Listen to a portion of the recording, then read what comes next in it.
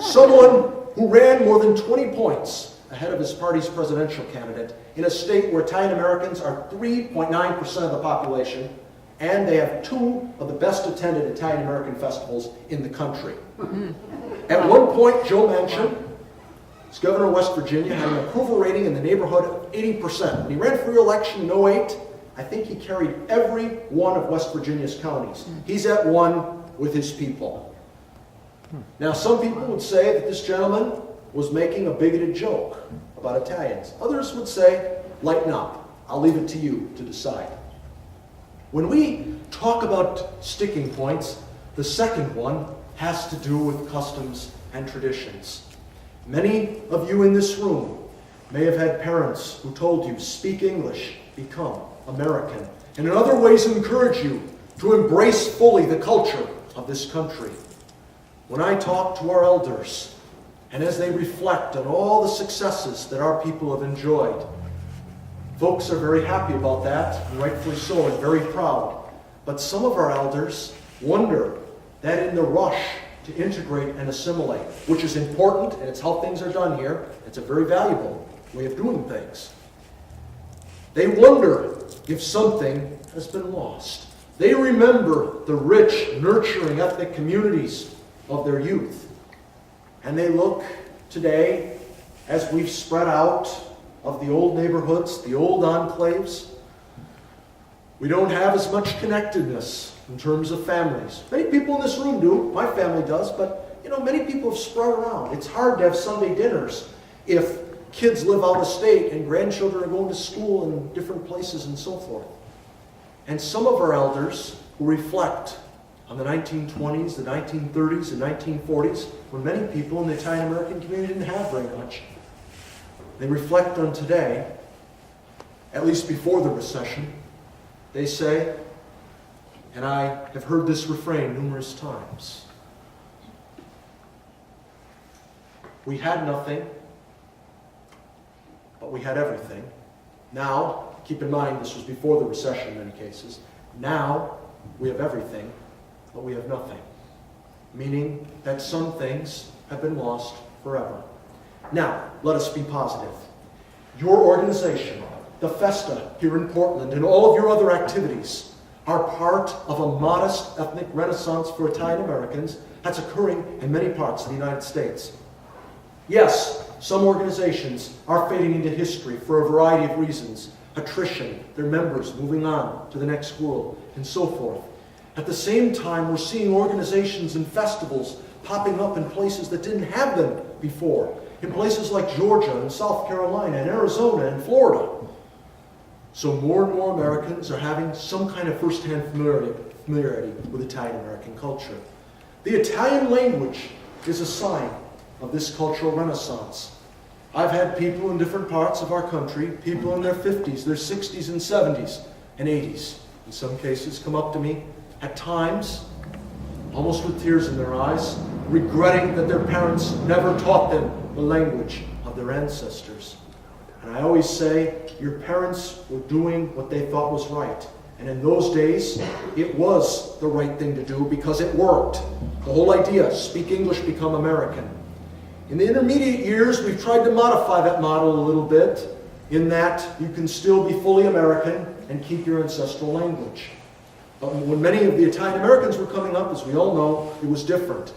The good news is, many of the same people who themselves never had a chance to learn their ancestral language are now supporting, and in some cases spearheading, programs to learn Italian, so that their grandchildren and great-grandchildren are having a chance to learn the Italian language.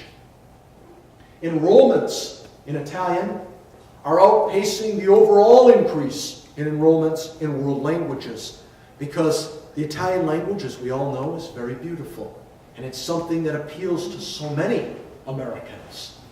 We're seeing folks using the internet and other resources to connect with relatives elsewhere in the United States and even in other countries. There's been a tremendous amount of interest in genealogy.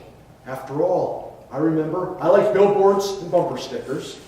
I remember seeing a billboard recently, without a heritage, each generation starts over. So, if you haven't done so already, please, please, please sit down with your children, if you're fortunate enough to have them, grandchildren and great-grandchildren, and make them listen to your stories. Make them listen to the stories of their ancestors, preferably if you tape it, so that they have this record, because this is a valuable part of our history. And if we don't record it, someday it will be lost. I run into people who are doing their genealogy, and they regularly hit dead ends, because when they were younger, they either didn't have a chance to hear those stories, or, to be honest, they didn't want to hear them. We're seeing folks taking up the game of voce. We're seeing folks learning Italian cooking. We're seeing folks reviving or contributing to the custom of winemaking, and so many other ways of preserving and perpetuating Italian and Italian-American culture in the United States. As we look toward the future, and as we conclude in the next couple of minutes, more and more Americans than ever before have some Italian ancestry, while fewer and fewer Americans are fully Italian and have a deep, strong connection to Italy and to Italian-American culture. To those of you who came here as children from Italy, or who were born here, and whose parents and grandparents came here from Italy, and who grew up in rich Italian households, I like to say that you had the best of both worlds. You were able to become fully, completely, unequivocally American, yet at the same time be in touch with those rich customs and traditions that came here from Italy. The Jonas Brothers, a popular musical group today among young people, are, in my opinion, a metaphor for where Italian-American culture and the Italian-American people are going in many respects. These talented young men are reportedly 1/4 Irish, 1/4 German, 1/4 Cherokee, and 1/4 Italian. But there's very little about them that would lead anyone to single them out as being part Italian. Lindsay Lohan is 1/4 Italian, although many people don't know that. I want to claim her. The popular singer Alicia Keys, who is often identified solely as African American, is part Italian. Today, in America, there are so many people, whether it's Bruce Springsteen or Madonna, who are Italian-American icons, some of whom are identified as such, some of whom aren't. One of the most popular television programs in our country during the last 20 years happened to be Everybody Loves Raymond on CBS, which for a couple of seasons was among the most popular programs of any in the country. Now keep in mind, during the second season, there was an episode that aired in which the Barone family thought they had a relative coming to visit them from Italy. And it turned out that this lady was not a relative, it was a mistake.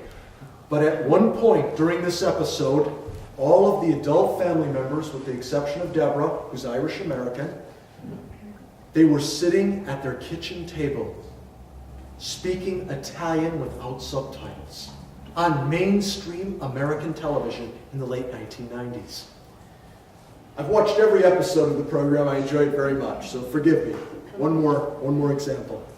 The first 2 episodes of the 5th season of Raymond featured the Barone family going to Italy with beautiful Italian photography and Italian storylines.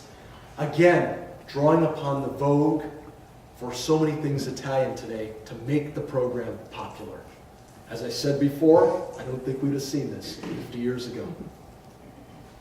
We've even reached a point in American history where the observers of the experiences of newer immigrant groups are beginning to look at this story, the Italian-American story, for insights as to how the newcomers will fully integrate into American culture. It's, in my humble opinion, not a bad idea to look at this story for insights in this regard, provided that we look at it in the context of all the stories of all the people who make our country as great as it is today.